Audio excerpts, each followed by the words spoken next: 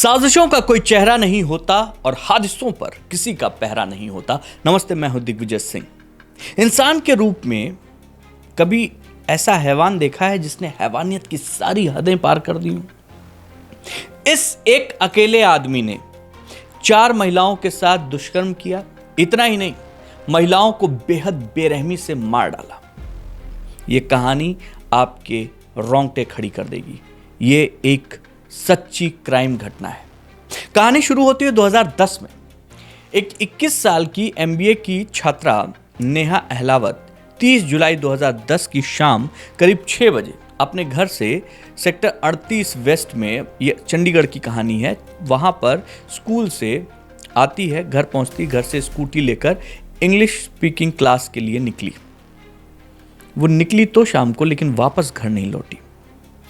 उस रात भारी बारिश होती है।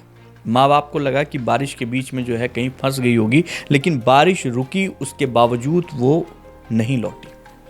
उसी भारी बारिश के बीच में माता पिता जब पुलिस के पास पहुंचते हैं और पुलिस खोजबीन करती है तो नेहा का अर्धनग्न शव खून से सना हुआ टैक्सी स्टैंड के पास में झाड़ियों में मिला। शरीर पर चोट के निशान थे, गला दबाकर उसकी हत्या की गई थी। बाद में सीएफएसएल ने उसके कपड़ों पर मौजूद वीर्य के नमूनों को पाया तो रेप की पुष्टि की। इस कहानी में उस समय कोई सुराग नहीं मिला और पुलिस चाहकर भी किसी को नहीं पकड़ पाई। 2020 में करीब 10 साल बाद इस केस को अनसुलझा मानकर बंद कर दिया गया। लेकिन बंद जरूर हुआ, खत्म नहीं हुआ था, क्योंकि उसी डीएनए के जरिए जो स्पर्म मिला था, पुलिस 15 साल बाद सच्चाई तक पहुंच पाई। इसी एक पैटर्न पर जो 2010 में हुआ, चंडीगढ़ के जंगलनुमा क्षेत्रों में 2 और मामले हुए। इन दोनों में भी महिलाओं को अकेला पाकर उन्हें निशाना बनाया गया। बारिश का मौसम, उसका फायदा, जंगलनुमा एरिया, सुनसान जगह। हमलावर अक्सर ऐसी महिलाओं के ऊपर ही घात लगाकर हमला कर रहा था जिनके पास अपना कोई व्हीकल रहा हो या फिर वो अकेली हो, जंगलनुमा एरिया से गुजर रही हो, बारिश का समय हो। वो उन पर हमला करता, गला घोंटता, झाड़ियों में ले जाता, उनके साथ रेप करता और उसके बाद फिर वहां से भाग निकलता। 3 मामले हुए। तीनों में डीएनए जो उठाया गया वो तीनों डीएनए एक ही व्यक्ति का था। अब 2010 में जो हुआ वो 2020 में भी हुआ, उसके बाद 2022 में हुआ। 2022 में मलोया का जंगल है, वहां पे एक शादीशुदा लड़की के साथ ऐसी ही घटना को अंजाम दिया गया, कुछ हाथ नहीं लगा। फिर 2024 में एक 65 साल की बुजुर्ग महिला के साथ ऐसा ही दुष्कर्म का प्रयास किया गया और उसे मार दिया गया। महिला के कपड़ों पर भी सीमन मिला। इन सारी चीजों को देखते हुए एक ही शख्स था जिस पर पुलिस नजर गड़ाए हुए थी। वो था सोनू उर्फ मोनू। कुछ लोग उसे मोनू कहकर बुलाते थे, कुछ लोग सोनू कहकर बुलाते थे। पुलिस को यकीन था कि ये जो 65 साल की महिला की हत्या हुई है, इसके पीछे वही सोनू है।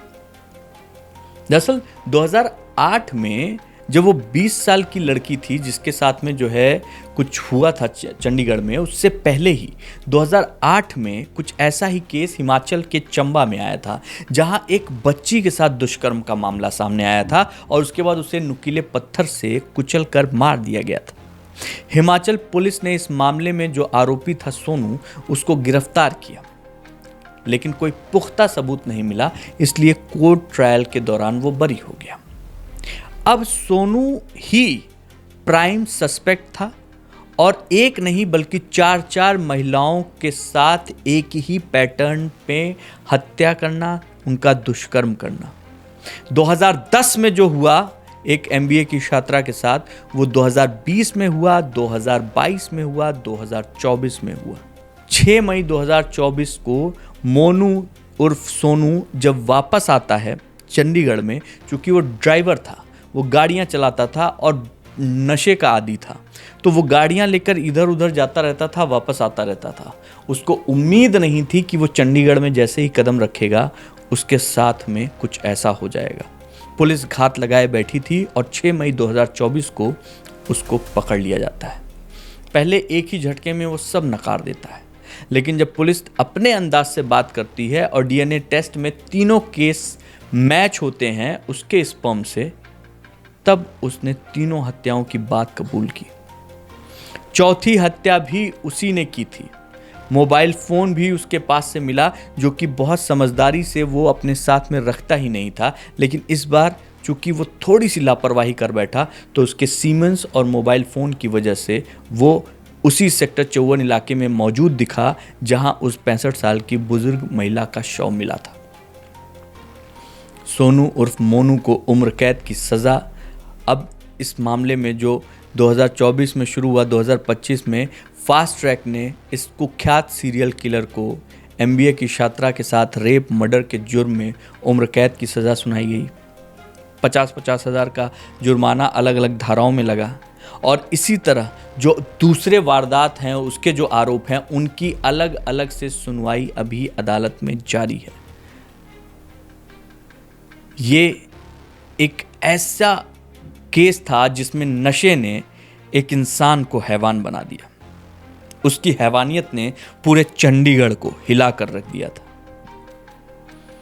किसी पर उसको कोई रहम नहीं आया, न 20 साल की उस बच्ची पर, न 8 साल की उस बच्ची पर जिस पे उसने हिमाचल में जो है जिसके साथ उसने अन्याय किया था, और ना ही 65 साल की उस बुजुर्ग महिला पर। ऐसे लोगों के साथ, ऐसे लोगों की मानसिकता के साथ आपको सतर्क रहकर ही आप उन लोगों से, इन लोगों के वहशियत से बच सकते हैं। ये एक ऐसी ट्रू क्राइम स्टोरी है जिसने पूरे इलाके को हिला कर रख दिया था। पूरे इलाके में एक दहशत का माहौल था पूरे चंडीगढ़ में। फिलहाल सोनू उर्फ मोनू पुलिस की गिरफ्त में है और अपने किए की सजा जेल में भुगत रहा है। तो आज बस इतना ही। देखते रहिए क्राइम पथ भारत। जय हिंद।